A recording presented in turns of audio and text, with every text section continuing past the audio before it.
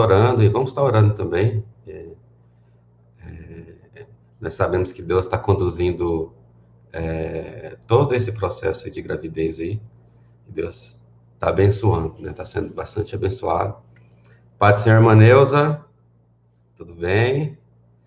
Irmã Eliane Alves, paz do Senhor, como que vocês estão aí? Saudades de todos vocês, da gente encontrar, né? A irmã Eliane mesmo, a Elaine, nos nossos pequenos grupos aí. E aí, pastor, paz, tudo bem? E pessoal, hoje a gente vai estar fazendo um estudo, uma análise no Evangelho de João, no capítulo 2, tá? Então, se você tiver uma Bíblia aí por perto, já pega essa Bíblia, já busca, faz essa busca aí, né, no Evangelho de João, e que a gente vai estar fazendo uma análise aí do capítulo 2, mas com uma ênfase mostrando a importância da presença de Jesus em vários ambientes. Então, assim, a gente vai fazer uma análise numa perspectiva da importância da presença de Jesus em várias situações, né? Se dá ali. Pai do Senhor, meu bem. Então, hoje a gente vai estar falando de vários assuntos. Vai estar falando de casamento, vai estar falando ali da cidade ali de Caná da Galileia, vai estar falando sobre festas, vinhos, templo de Salomão, né? Então, vai ser bastante interessante, tá? Já vamos iniciar. Antes de iniciar, eu gostaria de pontuar uma situação. Quando a gente a gente fala de escola bíblica, quando a gente fala de uma lição de uma escola bíblica, ela é um pouco diferente de uma pregação, ok? Na pregação, a ênfase principal está em pegar o que o texto ali da palavra de Deus está dizendo e transportar esse texto para a vida da pessoa, para aquele ouvinte, de modo que ele faça sentido para essa pessoa. Então, e fazer com que essa pessoa, ela mude de vida. Então, assim, a pregação, nas nossas igrejas, a gente vê muito no culto de domingo, né? Então, ela tem como alvo uma mudança de vida, no sentido, assim, de extrair o que a Bíblia diz, né? E trazer isso como aprendizado e aplicação para a minha vida, para a vida dos ouvintes, certo? E é um pouco diferente quando a gente fala da escola bíblica em si. A escola bíblica, apesar dela também fazer essa aplicação, mas o ênfase maior da escola bíblica não é esse. O ênfase maior é, sim, estudar o texto, né? E com mais um pouco de profundidade para você entender esse texto e saber compartilhar esse texto com outras pessoas. Quando tocar em alguns assuntos, você vai estar sabendo de algumas particularidades, ok? Paz do Senhor, irmão Tiago. Paz do Senhor a todos. Então, vamos começar lá em Evangelho de João. Eu gostaria que vocês fizessem perguntas, pode fazer pergunta aí, tá? Pode ficar à vontade em fazer as perguntas aí. A gente vai falar aqui no Evangelho, em João capítulo 2, a gente vai falar sobre casamento. Alguém tem uma ideia de como que era o casamento naquela época? Quem sabe como funcionava a cerimônia do casamento, dá um ok, dá um sim. Se você sabe como que funcionava a cerimônia, ok? Se você não sabe, fale, olha, eu nunca ouvi falar como que funcionava a realização da cerimônia, porque hoje nós conhecemos, né? Hoje, basicamente, a cerimônia se resume em uma noite, Tá? A gente vai lá em uma noite, tem todo aquele evento ali, geralmente numa igreja, e depois passa para um jantar. O irmão Carlos diz que sim, né? O irmão Carlos está por dentro aí desse assunto. E é interessante a gente aprender essas particularidades para nós entendermos melhor o texto, é a palavra de Deus. E após a gente comentar algum desses assuntos, a gente vai compreender melhor o texto bíblico. Não só esse, mas também outros textos bíblicos, que eu vou até citar alguns. Tá? O Tiago disse que não sabe, né? O Mon Carlos falou que ele tem uma ideia como que é, né? A irmã Neuza está falando, eu acho que tem uma noção, por ouvir dizer. Amém? Se você tem alguma... eu indico muito esse livro aqui, ó. Até indicando o livro. A Vida Diária nos Tempos de Jesus, né? Aproveitar a Black Friday, ó. É um livro excelente, que ele traz esse tipo de situação. Em muitas situações hoje eu vou estar usando ele como fonte, tá? Então, antes de começar, vamos estar fazendo oração, para que Deus venha estar abençoando a nossa vida, e abençoando a vida de cada um. Amém? Senhor, nós agradecemos a Ti, papai, por esse momento tão especial, papai, que nós estamos aqui, Senhor, online, cada um na sua casa, na sua residência. Essas pessoas deixaram os afazeres, Senhor, para estar aqui, aprendendo mais a Tua palavra, aprendendo mais de Ti. E nós estamos felizes, papai, por aprender mais de Ti, papai, nesse ano. Papai, tão difícil, Senhor, mas nós estamos firmes, que nós sabemos que a única verdade está contigo. Na verdade, Tu és a verdade. Né? Esteja abençoando cada um, esteja abençoando, falando conosco e no coração de cada pessoa, em nome de Jesus. Amém? O pastor falou que sabe não detalhadamente. Ok. Antes de a gente começar aqui no capítulo 2, no capítulo 1 do Evangelho de João, o apóstolo vai apresentar Jesus como a palavra, né, o verbo de Deus, o verbo que estava antes da criação, né, e esse verbo tabernaculou entre nós, ou seja, esse verbo se fez presente entre nós. Então, a presença de Deus se fez presente entre nós. Ele vai estar fazendo uma introdução nesse sentido, apresentando Jesus como Deus. Depois, Jesus já começa a chamar ali os discípulos, né, fazer o convite para as pessoas seguirem ele, e ele passa também ali no Rio Jordão, né, tem um encontro ali com João Batista, e após esse encontro, ele vai para Galiléia, né, vai para a cidade de Nazaré, né. Então, no verso 1, vai estar dizendo o seguinte, no capítulo 2, que no terceiro dia, ou seja, no terceiro dia após esse convite que ele fez, chamando alguns discípulos, né? No caso lá, tem aquela passagem lá de Natanael, né, que Jesus viu ele ali na figueira, antes mesmo dele se conhecer, né? 3 dias após isso, houve um casamento em Caná da Galileia. Pessoal, casamento, vamos começar tocando nesse assunto. Graça e paz, irmão Gisley, paz do Senhor, saudade de vocês, Suelen, amém? Pessoal, é muito legal o casamento naquela época lá, bastante diferente de hoje.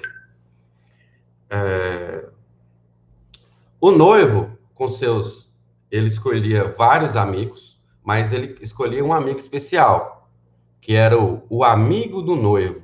Esse era especial.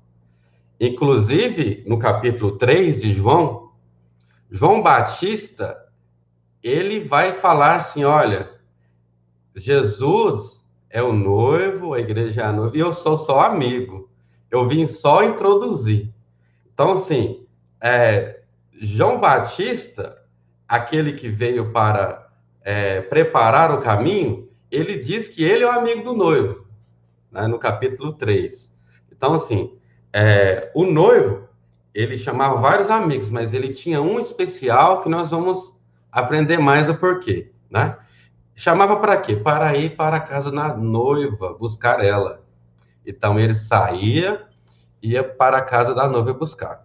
Chegava na casa da noiva, já tinha várias pessoas esperando. A noiva já estava vestida, um vestido caráter para esse momento, né? Já estava vestido com vestido caráter para esse momento.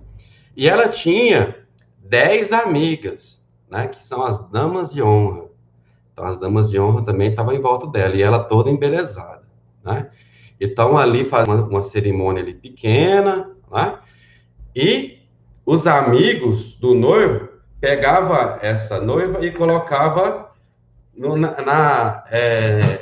naqueles espécie de carros, né? Não sei se você já viu naqueles filmes, né?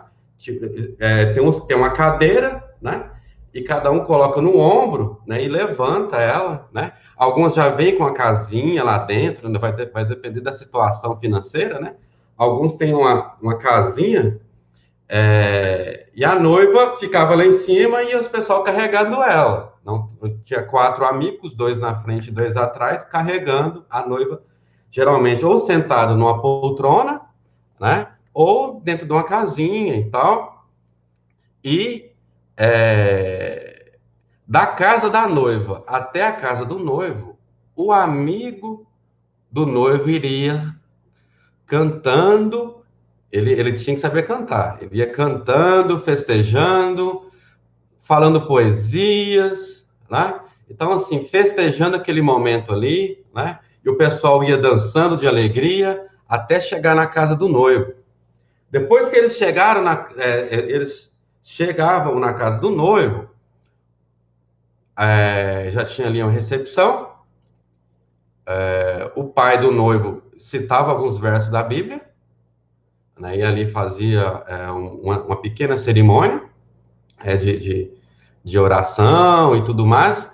E aí a noiva com as suas amigas iriam para um quarto se retirar, enquanto o restante iria festejar, com entretenimento ali preparado, festas e danças e comida, né? No outro dia de manhã começava a festa em si, né? Ou seja, começava a receber as pessoas que vinham de fora. Normalmente, a cidade toda era convidada. Nesse caso aqui, Caná da Galileia é uma pequena vila, próxima a Nazaré. Então, assim, na região ali do contorno de Nazaré. Então, provavelmente, Maria, ela poderia ter alguma amizade com essa família aí, e recebeu o convite de ir lá. Mas, normalmente, eles chamavam, assim, numa vila dessa aí, era todos iam nesse casamento, né? Então, de manhã começava a chegar o pessoal, e tem um almoço e tal, mas entretenimento o dia todo, né? Então, assim, aqueles que estavam solteiros ia chamar a atenção das solteiras, né? Os meninos né? Tinha alguns estilos de danças. Todo mundo fala de dança aqui, não é aquelas danças sensuais, não, é dança mesmo de alegria, de festa, de músicas. Isso acontecia bastante. E durante o dia era muito comemoração ainda. Aí no jantar, à noite, era servido o banquete. E à noite acontecia da seguinte maneira: hoje o noivo entra primeiro, né? Depois entra a noiva ali e tal. Não. Antes era o seguinte: a noiva, ela chegava primeiro, é o contrário, né? Então a noiva, ela chegava primeiro, ela sentava ali numa espécie de um trono mesmo, ali, para todas as pessoas ali do ambiente ver ela. E ela era acompanhada das 10 amigas que veio com ela, sim, certo? E cada dessas amigas tinha o quê? Uma luz na sua mão, né? Então, assim, naquela época não existia iluminação, energia como nos dias de hoje. Naquela época era bastante precário. E a noiva, ela queria mostrar ali, né, sua beleza, né, os detalhes, né, uma maquiagem especial, aquela roupa especial, né? Então, assim, ela queria estar muito bem iluminada. Então, assim, posicionava 10 amigas ali ao redor, né, com as lâmpadas acesas, e ela ali no meio, né? E o pessoal ali participando daquele jantar. E o noivo chegava e começava a recitar poesias para a noiva, né? Então o noivo chegava e começava a citar poesias. E uma dessas poesias é alguns versos do livro de Cantares e tudo mais, né? E é importante a gente até aprender um pouco desse assunto, porque na parábola das 10 virgens que Jesus conta, aquele noivo que chega, ele não vai casar com 10 mulheres, não. Aquelas 10 virgens ali são as damas de honra, ok? Ele vai casar com uma só, né? Naquela parábola ali é a igreja, ok? Então tá falando das damas de honra ali, ok? Então, o noivo ali naquela noite vai começar a citar elogios, né, poesia, citar alguns versos ali do livro de Cantares, e depois que termina tudo isso, tem mais uma cerimônia de oração, de leitura bíblica, e começa a festança, né? Aí o pessoal vai começar a comer e tudo mais, né? Vai ali cada um, começa a servir os vinhos, né? Que é o assunto que a gente vai entrar agorinha. E quando começava essa festa, o noivo e a noiva se retiravam, né? Eles iam para os seus aposentos, ok? E o pessoal festejando ali, depois que acabava essa cerimônia, os noivos se retiravam, tinha um sentimento assim que acabou com aquela cerimônia. Então, aquelas pessoas que gostavam muito do vinho, de beber bastante, aí aumentava muito o consumo, né? E geralmente essa festa, essa comida, entretenimento, dança, almoço, janta e tal, se estendia aí por 7 dias, em alguns casos que vai até 2 semanas. E os noivos, quando eles não saíam para a lua de mel, eles ficavam ali o tempo todo festejando com todo mundo, aquela alegria ali, ok? Então, o irmão, o Everson entrou aí, né, Graziela, né? Meu mestre aí, Cris, lá de Franca. Pai do Senhor, varão, estamos falando sobre casamento aí. Mãe Patrícia, amém? Então, é bastante importante a gente entender esses pontos aí, para que nós familiarizar naquele ambiente. Provavelmente Jesus já estava naquele ambiente lá com alguns dias, porque normalmente ele ficou lá até o momento do vinho acabar. Quer ver? Vamos estar fazendo uma leitura aqui. Vamos continuar. Amém? Irmão Pablo lá, Deus abençoe os irmãos. Irmã Fátima, glória a Deus. Nas alturas, Deus seja louvado. Ok? Então, pessoal, para finalizar ali a questão do casamento, então, assim, geralmente o noivo ia buscar a noiva, tinha a cerimônia à noite pequena, mas a festa mesmo seria no outro dia, né? E no outro dia à noite, aí sim, era uma grande festa, banquete ali e tudo mais, né? É um pouquinho diferente de hoje. Aí essa festa se estendia aí por mais 7 dias, mais ou menos, né? Então Jesus foi convidado para uma festa igual a esta, numa cidade muito próxima da cidade onde ele morava, né? No verso 1, na parte B, vai falar assim: a mãe de Jesus estava ali. E Jesus e os seus discípulos foram convidados para o casamento. Aí aconteceu o seguinte: o vinho acabou. O vinho desse casamento, o vinho da festa acabou. O vinho, para aquele pessoal, especialmente para aquele pessoal ali, simbolizava alegria, né? Onde há vinho, há alegria, né? Então, assim, essa possibilidade de acabar o vinho, isso entristecia, envergonhava o noivo e tudo mais, quem estava fazendo a festa, né? O amigo do noivo ali que estava também supervisionando tudo. Então, assim, bastante estressante isso daí e, e iria acabar com toda a graça de tudo isso, né? Com toda a graça da festa. E o vinho, ele não acaba assim de uma vez, né? Ele, geralmente, os barris vai acabando e tudo mais, né? E muitas vezes vai tentando regrar, mas chega uma hora que não dá. Chega uma hora que acaba mesmo, né? E, e chegou nessa situação aqui. Provavelmente ele já estava lá por alguns dias, né? E no verso 3 vai falando assim, que acabado o vinho, a mãe de Jesus lhe disse, eles não têm mais vinho. Acabou o vinho. No verso 4, Jesus respondeu, que temos nós em comum, mulher?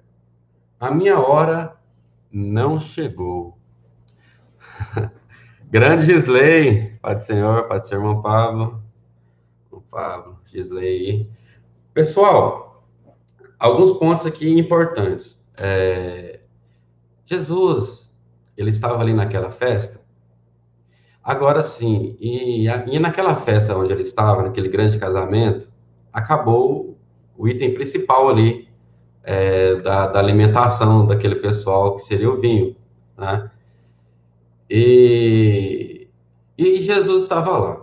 Agora, você imagina, se Jesus não estivesse nesse casamento, como que seria esse casamento? Se Jesus não estivesse lá, o vinho acabou. Lá não tinha um supermercado para falar assim, ó, vamos passar ali no supermercado e buscar, não tinha nada disso.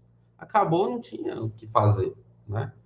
Agora, imagina aquela festa sem a presença de Jesus. O que iria ser? Imagina a vida aí na sua casa, no seu lar, sem a presença de Jesus. O que vai ser? Na minha vida, o que vai ser? No seu casamento, imagina o seu casamento sem a presença de Jesus. Na verdade, se a gente for pensar bem, o convite para Jesus fazer presente na nossa família, no nosso casamento, ele deve ser o primeiro convite, né? E o pessoal aqui, que casou aqui, convidaram Jesus, e não só ele, convidaram os seus discípulos também. É muito importante isso. Agora, a nossa casa sem a presença de Jesus, pode acontecer o que aconteceu no casamento e não tiver e vinha essa tristeza fazer parte de toda a situação, né? Tem casamentos, lares que não têm a presença de Jesus, na verdade é um pequeno inferno, se a gente for analisar. Confusões a todo momento, confusões a toda hora. Mas a presença de Jesus num lar, num casamento, onde é que nós estamos, não quer dizer que todas as coisas vão fluir bem, que todas as coisas vão dar certo. Esse texto está ensinando para nós, ao contrário, está falando assim, olha, Jesus estava presente na festa, ele estava lá, mas o vinho acabou com ele presente. Isso acontece na nossa vida. Muitas vezes Jesus está conosco e tal, e situações assim inesperadas acontecem. Mas Jesus está conosco. Então, se o fato de Jesus e Deus estar conosco, não impede algumas situações ruins de acontecer. Mas a certeza nós temos é que Ele vai suprir todas as necessidades. E é isso que aconteceu aqui nesse texto, né? Nós vamos aprender mais aqui nesse texto, ok? Então, assim, é por isso que tem a importância da presença de Jesus, ok? No verso 4,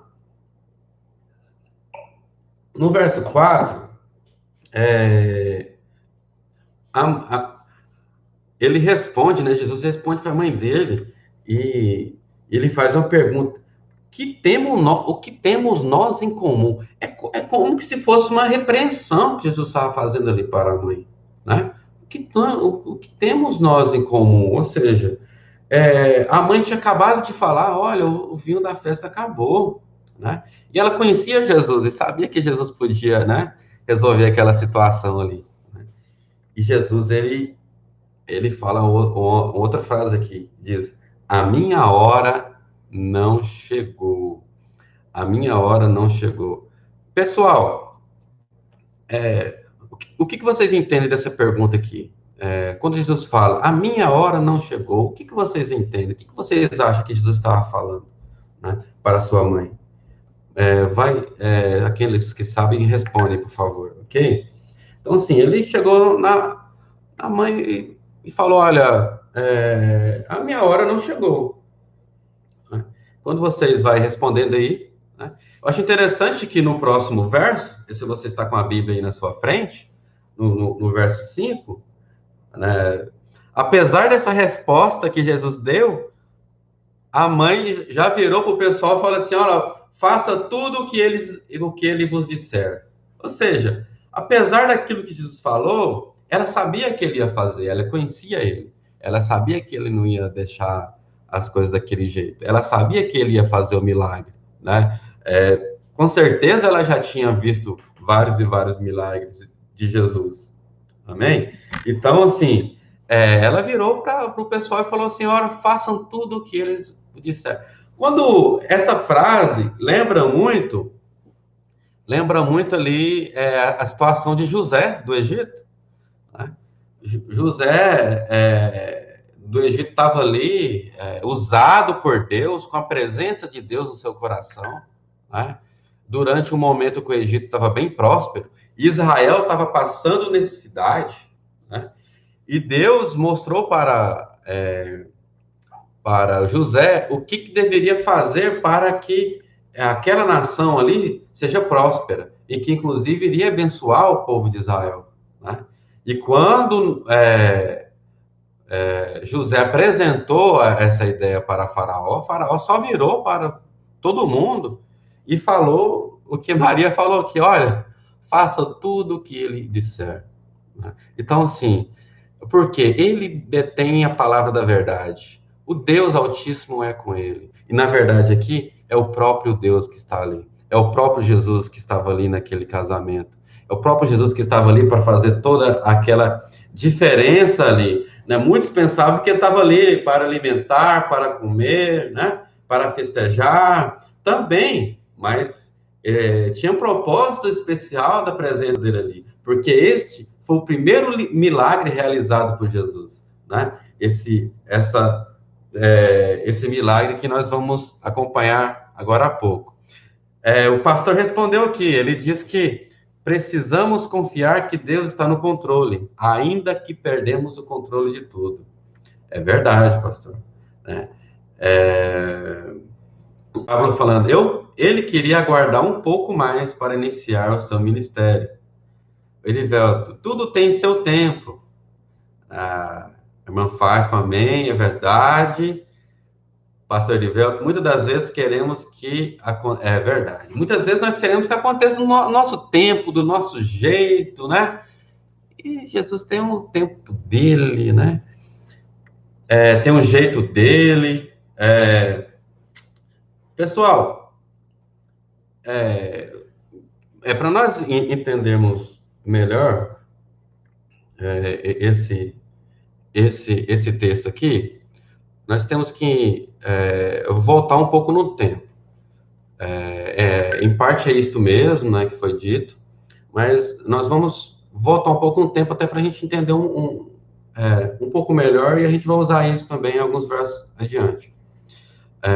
Então, assim, voltando lá no livro de Gênesis, no capítulo 3, onde do pecado de Adão e Eva, né? Então, quando Adão e Eva ali pecaram, Deus falou que o salário do pecado é a morte, né? Então, assim, então, Deus prometeu, em Gênesis 3,15, que do ventre da Eva, ou seja, de um descendente dela, iria nascer alguém que iria pisar na cabeça da serpente, ou seja, de Satanás, que enganaram Adão e Eva ali. Então, assim, Deus fez uma promessa ali para Eva, que o descendente dela, um descendente dela, iria pisar na cabeça de Satanás, do diabo. E de Gênesis até esse texto que nós lemos aqui em João, várias passagens, Deus vai dando pistas de o que esse descendente lá de Eva, essa semente de Eva, iria vir. Qual que é o propósito da vida dele, da vinda dele, né? Então, assim, por vários textos a gente vai aprendendo. Israel estava esperando esse descendente chegar, né? Esse prometido, né? Cristo quer dizer ungido, né? Que o Messias, que é a mesma coisa, que do hebraico quer dizer o ungido. Ele estava esperando esse ungido chegar. E uma das promessas que se tem, e várias promessas no Antigo Testamento, em Isaías, Jeremias, é que quando o Messias chegasse, não iria acabar o vinho. Não iria acabar o vinho, fartura à vontade, prosperidade à vontade, ninguém ia sentir falta de alimento nenhum, né? Então, assim, era só uma abundância. Então, assim, se a gente for pegar alguns textos, né, por exemplo, vamos pegar lá o texto de Jeremias, capítulo 31.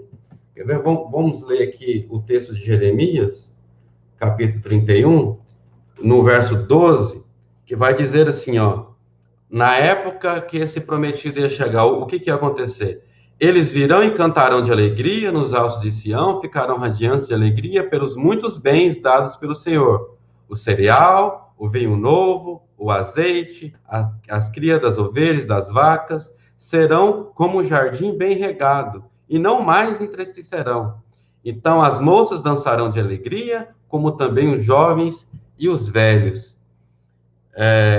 Transformei o lamento deles em júbilos, e lhes darei consolo de alegria em vez de tristeza. Satisfarei os sacerdotes com fartura, e o meu povo será saciado pela minha bondade, declara o Senhor.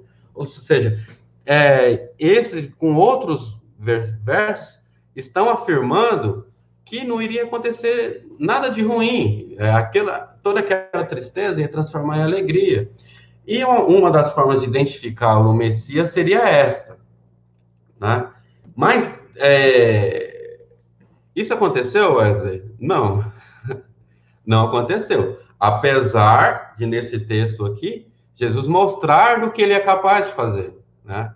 Ele fez essa transformação. A gente vai aprender aqui que ele fez essa transformação de água em vinho, não deixou acabar ali naquele momento. Mas não era uma situação como todo de Israel, e nem inclusive hoje, né? Então, assim, então, Jesus não cumpriu o que foi chamado? Cumpriu. Dentro da teologia, nós aprendemos assim, é o já e o ainda não.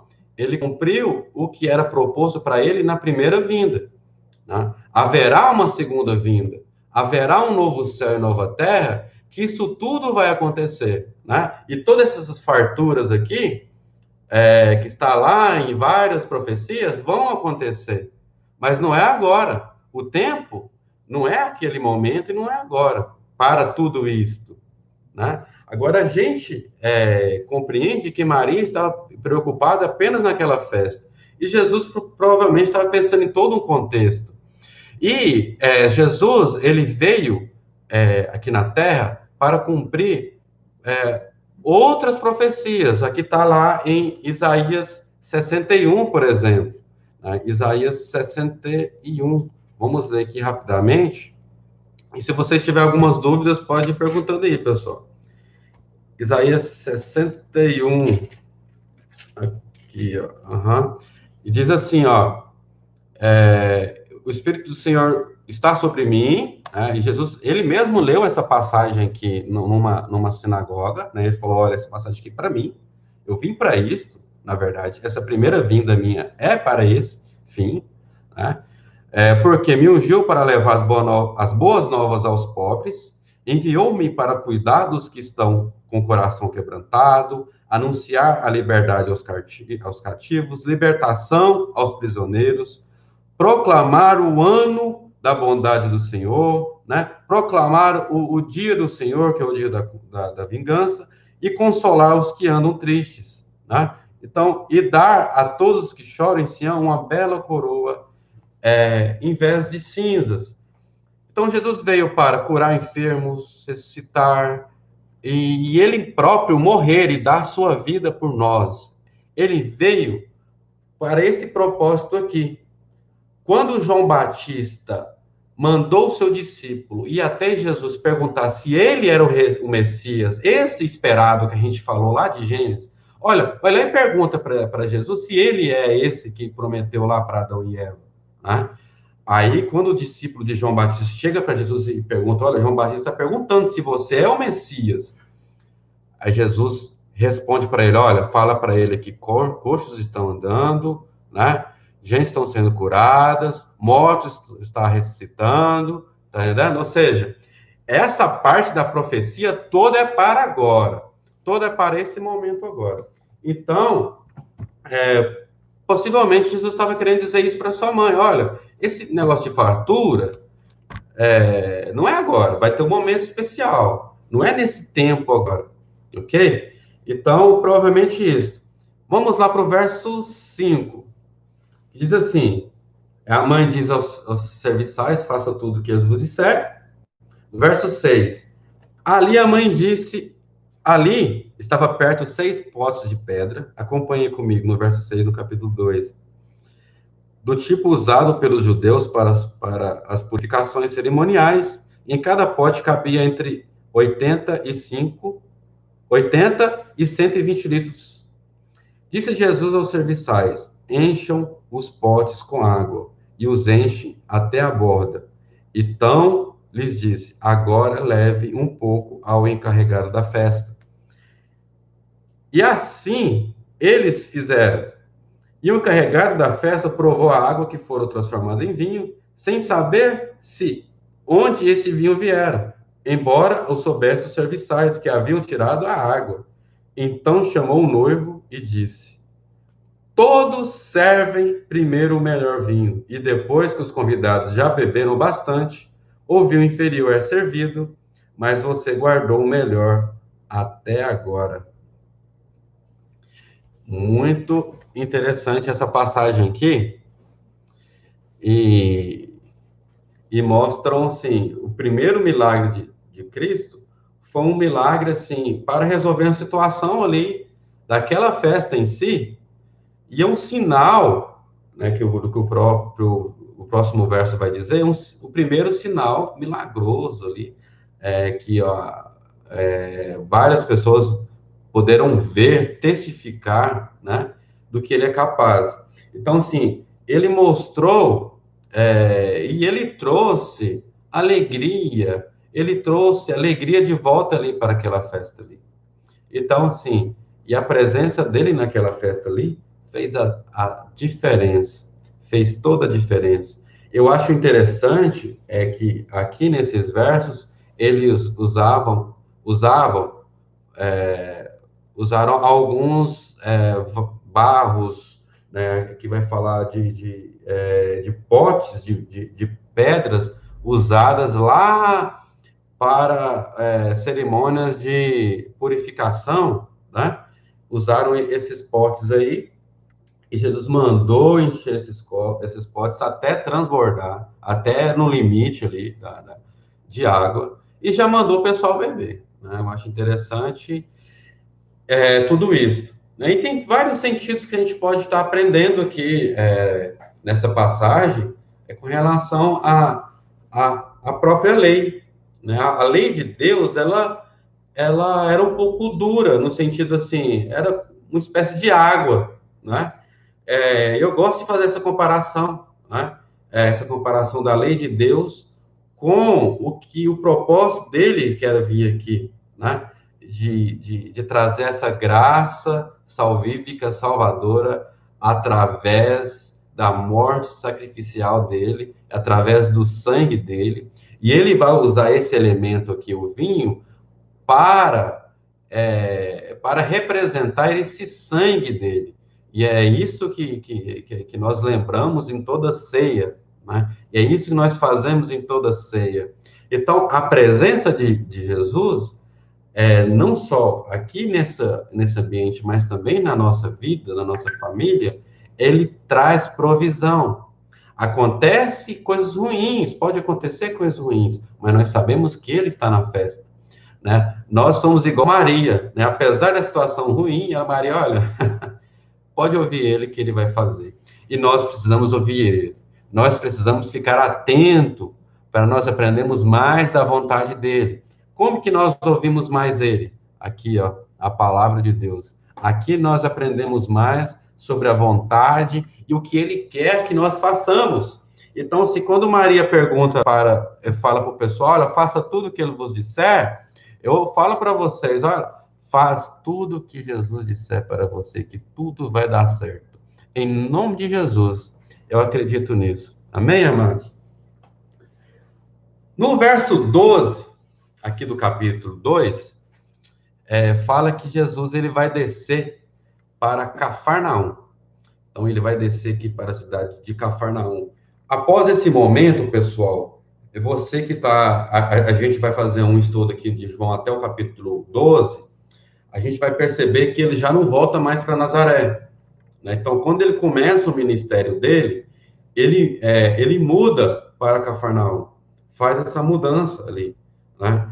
Nazaré era uma cidade muito maior naquela época do que Cafarnaum, do que Caná da Galileia, onde foi feito esse casamento, né? E por que dessa mudança? Tem algumas coisas que nós podemos aprender. Por quê? Quem ia para Nazaré tinha que ir para lá. Era uma cidade assim, apesar de grande, você iria, mas você iria para aquela cidade isolada, né? Meio que isolada. Cafarnaum não. Cafarnaum era uma cidade, um vilarejo muito pequenininho, mas ali passava a estrada internacional, né? Onde havia uma comunicação entre o Egito e o Oriente, entre as terras ali da região da Europa. Então, assim, existia uma comunicação, ainda e vinda de pessoas, muito grande. Apesar da cidade pequena, mas o fluxo diário de imigrantes era muito alto. Então, assim, para o Evangelho de Cristo, para essa vontade de proclamar e para todo mundo, era um lugar ideal, né? Era um lugar ali ideal para fazer tudo isso. Amém? Por quê? Uma palavra que ele desse ali para alguém, e essa palavra podia chegar bem distante, em lugares muito distantes, chegava no Egito, né? Chegava em regiões no Oriente, né? Então, assim, essa palavra ali, pregada ali naquela região, fazia toda a diferença. Tanto é que os teólogos dizem que o ministério de Jesus, se o ministério de Jesus durou 3 anos e meio, 3 anos ele passou ali ao redor do Mar da Galileia, muito próximo a essa estrada aí, internacional, né? E que fácil comunicação, né? E ele falando ali e pregando sobre as coisas de Deus. Amém? Então, assim, a partir desse momento, a gente vê essa mudança para Cafarnaum. No verso 13, vai apresentar, até o final, vai apresentar a festa da Páscoa. Então, assim, passou um tempo, chegou a festa da Páscoa, e nós vamos fazer uma leitura aqui agora para a gente finalizar aqui nessa festa aqui, que vai trazer bastante aprendizado para nós esse texto. Amém? No verso 13 diz assim: quando já estava chegando a Páscoa judaica, Jesus subiu a Jerusalém, no pátio do templo, viu alguns vendendo bois, ovelhas e pombas e outros assentados diante de mesas, trocando dinheiro. Então ele fez um chicote de cordas e expulsou todos do templo, bem como as ovelhas, os bois, espalhou as moedas dos cambistas e virou as mesas. Aos que vendiam pombas, disse: Tire essas coisas daqui, parem de fazer da casa de meu pai um mercado. Pessoal, sério, hein? Então Jesus chegou lá, foi para Jerusalém na festa da Páscoa, e quando chegou no templo, a situação estava essa lá no templo. Senhor Divino, grande homem de Deus aí. Saudades de ouvir suas aulas ali para os jovens adolescentes. Uma pessoa que Deus está abençoado muito ali na nossa igreja. Pessoal, Jesus chegou lá, o pessoal estava vendendo muitos animais ali na porta do templo. O que é isso, Wesley? O que tá acontecendo lá?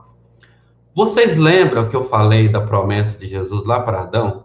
Que do ventre de Maria iria nascer um que ia pisar na cabeça da serpente. Isso aconteceu na cruz, que Jesus foi essa semente. Muito bem.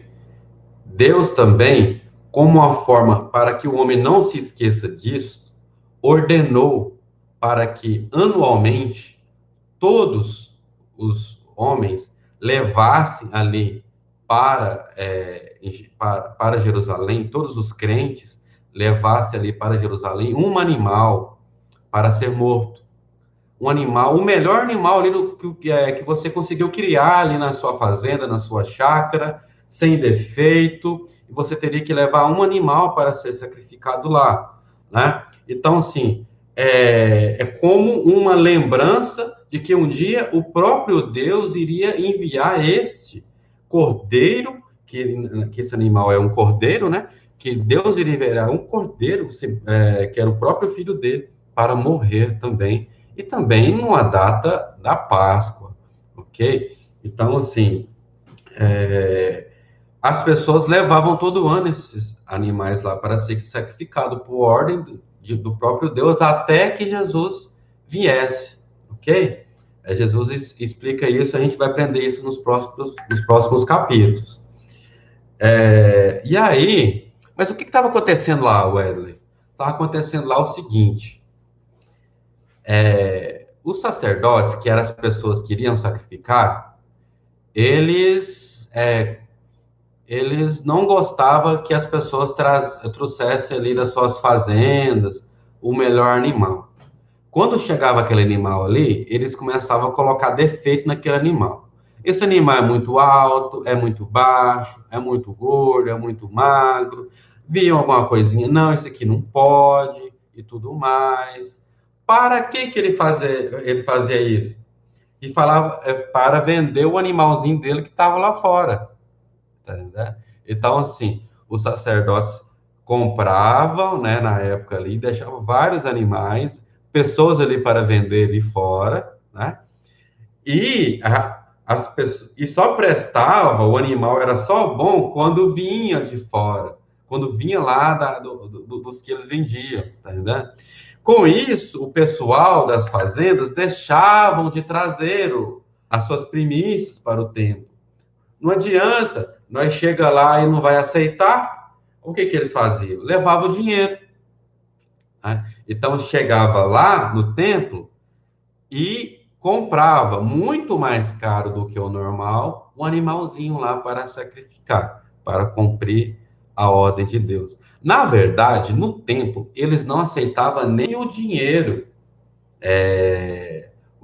lá romano, não. Tinha que trocar esse dinheiro pelo dinheiro do templo, que chamava shekel, né? Então, assim, e a conversão era uma conversão, assim, bastante cara, como se fosse o dólar hoje, né? Então, assim, uma conversão lá em cima. Então, para você dar uma oferta pequenininha, sua oferta no dinheiro ali, nas moedas romanas, tinha que ser muito altas. Então, assim, quando Jesus viu vamos dizer assim, esse esquema ali na porta do templo, é um esquema preparado ali para ganhos financeiros, né? Jesus ficou estarrecido, né? E pegou um chicote, literalmente, né? Pegou um chicote, literalmente, e começou a chicotear aquele povo e derrubar tudo aquilo. Pessoal, uma das coisas que nós aprendemos aqui é o seguinte: nós aprendemos que a presença de Jesus é importante na nossa vida, porque ela traz provisão, né? Lá no vinho. Lá, eu trouxe provisão no vinho, com vinho lá na festa, né? Aqui no templo, a gente vai ver o seguinte: ele chama a atenção. A presença de Jesus, em alguns momentos também, chama a nossa atenção. Alguns momentos também, ele mostra aquilo que está errado na nossa vida, né? Que se deixar, nós não somos melhores do que aqueles sacerdotes lá. Se deixar, a gente faz o mesmo na nossa vida, né? E Jesus, ele sempre chama a nossa atenção e fala: não é assim que se faz, né? E ele corrige, né? Então, Jesus faz essa correção na minha vida e na sua vida quando nós somos errados. E essa correção é uma correção boa. Agora, nós sabemos que tem crentes que não gosta, crentes assim, né, entre aspas, que não gosta da correção, não, né? Que eles não gostam, que na verdade eles não estão muito nem interessados em Deus mesmo, eles querem comercializar mesmo o evangelho, né? Nós vemos isto, né, em várias, não todas, mas em várias igrejas pentecostais, né?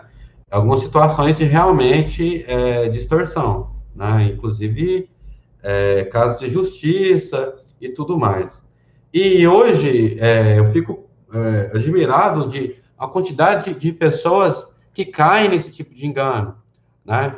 Tem muitos líderes hoje que vendem a fé, que vendem a bênção, né? Que não é uma coisa muito diferente que nós vemos aqui nesse texto que estava acontecendo lá durante o tempo de Jesus. Amém? Então, assim, diferença nenhuma. Pessoal, mas durante a igreja primitiva, dificilmente eles caíam nesse tipo de cilada, nesse tipo de esperteza dos líderes. Após Jesus, após tudo isso aqui, era muito ensinado. Eu não sei se vocês conhecem, na igreja primitiva existia o curso de batismo, e nesse curso de batismo, eles ensinavam várias questões essenciais, né? Como a gente tem o nosso curso hoje. E a igreja primitiva usou mais ou menos um curso que durou ali até o ano 400, começou ali já no ano 80, 90 depois de Cristo, e se estendeu até no ano 400, e basicamente um texto só, que esse texto chama de Didaquê, né? Quem conhece Didaquê, dá um ok, né? Dá um ok, fala, eu conheço. Então, a Didaquê, que quer dizer ensino, ela ali estava ensinando os novos membros da igreja, aqueles que iriam batizar, como as coisas principais da palavra de Deus e também alguns pontos para ele ficar esperto, para ele saber identificar se o pregador era de Deus ou não. Tá? Eu vou ler alguns pontos aqui só para gente saber o que a igreja primitiva aprendia sobre esse assunto, né? Então aqui, ó, o ensino do batismo da igreja primitiva fala sobre a vida comunitária, no capítulo 11, no verso 6, vai dizer assim, ó: ao partir, o apóstolo não deve levar nada, a não ser o pão necessário até o lugar que for parar. Se pedir dinheiro, é falso profeta. A igreja primitiva tinha o costume de chamar os pastores, os pregadores, de profeta, porque eles detinham a palavra de Deus. No verso 10, era ensinado o seguinte para a igreja primitiva: todo profeta que ensina a verdade, mas não pratica o que ensina, é um falso profeta, né? No capítulo 12, no verso 4, vai dizer assim: se ele, porém, não tiver profissão, ou seja, esse pregador, esse pastor que chegou na sua cidade, proceda conforme a prudência, para que um cristão não viva ociosamente entre vocês. Se ele não quiser acertar isso, é um comerciante de Cristo. Tenham cuidado com essa gente. Então, na igreja primitiva, sempre ensinava isso, para ficar esperto com esse tipo de líder. E hoje a gente sabe, assim, a gente não vê isso muito em curso de batismo, em muitas situações, e muitas pessoas caem nesse tipo de conversa, né? E naquela época, nessa época aqui, as pessoas caíam demais, né? Mas Jesus, ele veio para isso. Jesus, ele simboliza a luz, que ele veio, porque onde a luz está, esse tipo de erro, esse tipo de pecado é demonstrado. Esse tipo de pecado fica evidente. Quando Jesus entrou ali no templo e viu tudo isso acontecendo, a luz dele mostrou todos os erros que estavam acontecendo ali, né? E ele fez o que tinha que fazer mesmo naquela situação, né? E ainda com amor, né? E tem que ser, porque é o correto a ser feito, né? No próximo verso, no verso 17, vai estar dizendo assim: seus discípulos lembraram que está escrito, o zelo pela tua palavra me consumirá. Deus tem muito zelo pela a palavra dele, tem muito zelo pelas coisas dele, né? E as coisas dele não deve ser levada à torta direita, deve ser levada a sério, deve ser feito com dedicação, né? J.R. Violeiro, aí, amém. Deus abençoe, irmão. Aécio, de Novo Brasil, amém. Deus abençoe muito, amém. Então, seguindo aqui o texto, no verso 18, diz: então os judeus lhe perguntaram: que sinal milagroso o Senhor pode mostrar-nos como prova da sua autoridade para fazer tudo isso? Aí Jesus fez a pergunta: destrua esse templo que eu vou construir outro em 3 dias. Aí eles ficaram apavorados, né? Mas como esse templo aqui demorou 46 anos para ser identificado e ainda não estava totalmente pronto, como que você vai levantar outro em 3 dias? É interessante que os discípulos não perceberam isso na época, né? E a gente, no verso 21, vamos aprender lá que diz: mas o templo do qual ele falava era o seu corpo. Depois que ressuscitou dos mortos, os discípulos lembraram-se do que ele tinha dito. Então, creram na Escritura e na palavra de Jesus, disseram. Então, se naquele momento, nem os discípulos entenderam, mas depois que Jesus morreu, ressuscitou o 3º dia e fez eu, você, eles, todos, corpo de Cristo, templo do Espírito Santo, em 3 dias, aí eles entenderam do que ele estava falando. Na verdade, Deus já não habitava mais Deus não estava mais naquele templo, né? Deus já estava fora daquele templo. Aquele templo já estava podre, na verdade, né? Quando Jesus aproximou lá, ele mostrou a podridão, né? Aquele esquema enganoso ali, né? Para enganar os crentes, né? Então, assim, já não estava obedecendo e nem fazendo a vontade de Deus. No verso 23, enquanto Jesus estava em Jerusalém, na festa da Páscoa, muitos viram sinais milagrosos que ele estava realizando e creram em seu nome. Mas Jesus não se confiava a eles, pois conhecia a todos. Jesus, ele conhece o coração de todas as pessoas. Não adianta, né? Então, ele sabe o que a pessoa está pensando, né? Então, assim, e mesmo assim, ele nos ama, né? Então, nós aprendemos no casamento que a presença de Jesus é fundamental, porque ele é o provedor, né?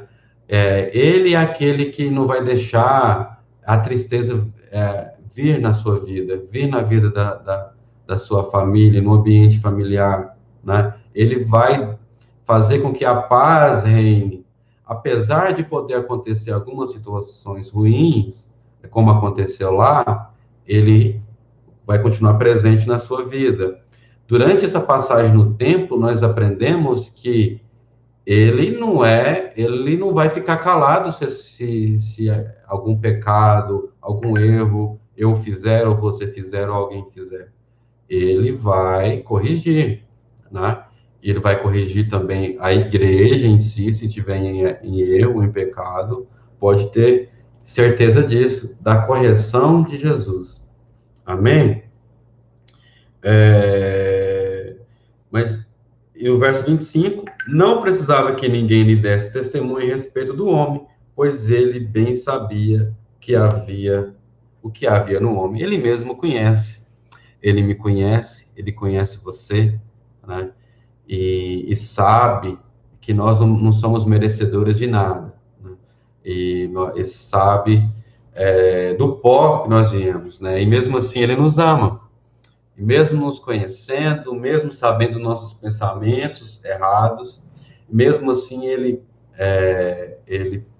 morreu em nosso lugar, deu a vida no nosso lugar, e a presença dele se faz muito importante na nossa vida e na vida de todas das nossas famílias. Amém? O Pablo, é fácil ser levado pelos ensinamentos para alcançar coisas que queremos ou buscamos. Os falsos profetas oferecem isso para se aproveitar de muitos. Amém. Mas somente Cristo é suficiente para prover. Né? Somente Ele detém a verdade. É isso mesmo, Paulo. Perfeito esse comentário. A minha esposa. Nós, como casa onde Deus habita, devemos aceitar a correção que Ele quer em nossas vidas. Então, assim, na verdade, a correção de Cristo na nossa vida é uma correção boa. Nós devemos ver com bons olhos, né? Na verdade, vai levar nós para um caminho. Agora, assim, tem gente que quer aproveitar do evangelho, né? A gente vê isso no livro de Atos, várias pessoas querendo aproveitar, possivelmente os sacerdotes também, e eles não estavam querendo arrependimento, eles estavam querendo realmente, era dinheiro, né? Aí, realmente, é complicada essa situação aí. Amém? Então, isso daí, pessoal. Alguém tem alguma pergunta? Vocês, o que vocês achavam? O que vocês acharam da cerimônia do casamento na época? O que vocês acharam, né? E isso faz a gente também, ajuda a gente a interpretar Mateus 25, né? E vários outros textos, quando fala da parábola das 10 virgens, ok? Então, isso também vai ajudar bastante lá nesse entendimento aí. Amém? Então, assim, gostaria de agradecer a presença de todos vocês que participaram, né? E vamos estar fazendo oração agora. E antes de fazer essa oração, eu gostaria que você fizesse a leitura no capítulo 3. Vamos estar lendo o livro de João. Se você não leu o capítulo 1, lê o capítulo 1. Vamos estar fazendo esse estudo aí, né, e fazendo a leitura desse livro tão rico, né, em conhecimento, e da graça de Deus, que vai mudar a nossa vida. Né? Então, assim, quando a gente for ler esse texto, capítulo 2 novamente, algumas coisas já vai fazer mais sentido, né? Lógico que não deu para a gente adentrar em todos os versos, mas, assim, dá para ambientar um pouco naquele tempo ali, realmente, o que aconteceu. Então, faz a leitura do capítulo 3, né? O capítulo 3 vai ser muito importante, vai falar ali de Nicodemos, vai dar uma passagem lá de João Batista, né? João Batista vai conversar ali com Jesus, né? E ele vai falar para o pessoal, olha, eu sou só amigo do noivo, ele é o noivo, eu só apresento, eu só vou cantando, anunciando, né? A honra é toda para ele, né? Eu só faço a preparação. Então, bastante importante essa leitura do capítulo 12, amém? Vamos estar fazendo oração? Senhor, seja abençoando, papai, a todos. papai, que participaram, papai, todos que por algum momento assistiu ou ainda vai assistir, né? Está assistindo esse vídeo. E nós aprendemos mais sobre a importância da presença, da tua presença, papai, porque nós sabemos que a tua presença faz toda a diferença no ambiente. Tu não deixas a tristeza vir, problemas acontecer. Então, nós só temos a agradecer a tua presença na nossa vida, e seja abençoando a cada um, seja abençoando a vida do Pablo e mais a Elaine, que está ali em Goiânia, está ali em Anápolis, e vem estar abençoando, papai, o nascimento do Pedro, papai, em nome de Jesus, seja abençoando cada um, em nome do teu filho amado. Amém. Espero todos vocês na próxima quinta. Jesus abençoe a todos. Amém.